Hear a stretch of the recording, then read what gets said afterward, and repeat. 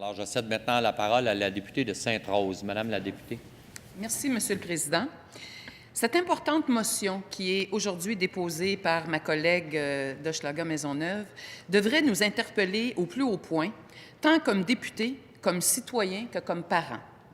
Si la traite des personnes fait autant de victimes ici au Québec, c'est parce qu'il s'agit d'un phénomène extrêmement sournois et insidieux, qui est le fait d'individus sans scrupules, qui notamment manipulent des jeunes filles alors qu'elles sont vulnérables et qu'elles présentent une naïveté et une candeur propres au jeune âge auquel elles sont abordées par les abuseurs. De nombreuses jeunes filles sont en effet très souvent manipulées et abusées par des gangs de rue et ainsi amenées à se prostituer. Le mal prend généralement racine dès l'adolescence. À cette étape de leur vie, les jeunes filles sont en quête d'identité.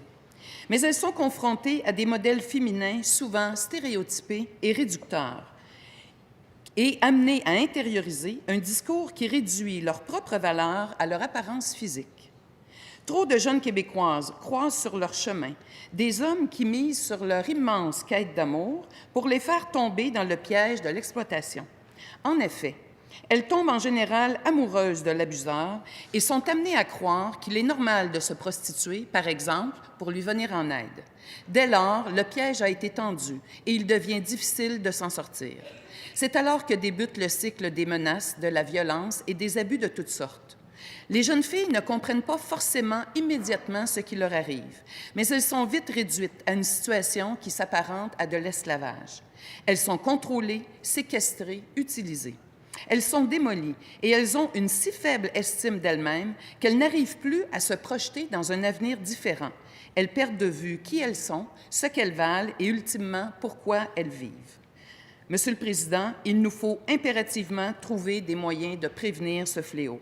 Que ce soit à travers la lutte à l'hypersexualisation ou le retour des cours d'éducation sexuelle dans les écoles, nous devons agir en amont, sans jamais perdre de vue que nous devons aussi lutter pour les filles et les femmes qui se trouvent actuellement en situation d'exploitation. Monsieur le Président, j'invite l'ensemble de mes collègues à voter en faveur de cette importante motion. Nous ne pouvons demeurer inactifs devant un phénomène qui brise des rêves et détruit des vies. Merci, Monsieur le Président. Merci.